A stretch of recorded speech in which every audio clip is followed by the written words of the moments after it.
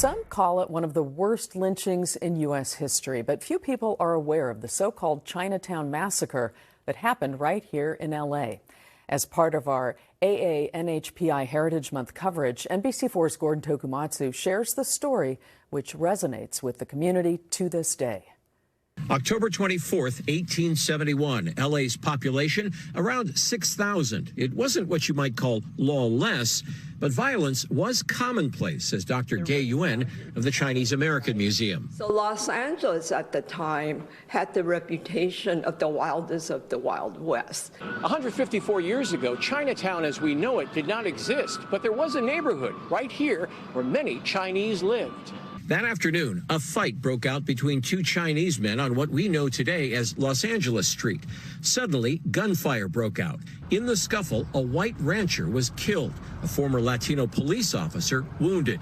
The story spread like wildfire. So what went out that evening was that the Chinese are shooting at white men. Newspaper accounts before the shooting had already fueled anti-Chinese sentiment, depicting people in the neighborhood as inferior or immoral. Within hours, a mob of more than 500 men descended on the area. Nobody with a Chinese face or name was safe. Lynching, we're talking about shooting, stabbing, and children, women, the viciousness of what was done to the victims and their families. When the smoke cleared, 18 men and teenage boys had been hanged or shot to death. Some historians call it one of the worst mass lynchings in U.S. history, right here in Los Angeles. Out of 500 rioters, a grand jury returned 25 indictments, but only 10 men stood trial. Then, UN says, white witnesses chose not to testify against white defendants.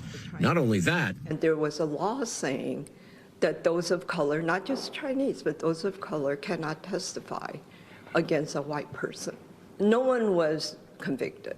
UN and others in the Chinese American community want this dark chapter of LA's history to be told and retold, especially now as incidents of Asian hate dominate headlines. And political conversations still demonize not only China, America's economic rival, but also immigrants of all stripes. If there's a lesson the massacre teaches us, it's that racial atrocities can still happen, even after all these years. It's just a matter of when something triggers the violence and then how that violence is dealt with. So this could happen again? Of course it could happen again.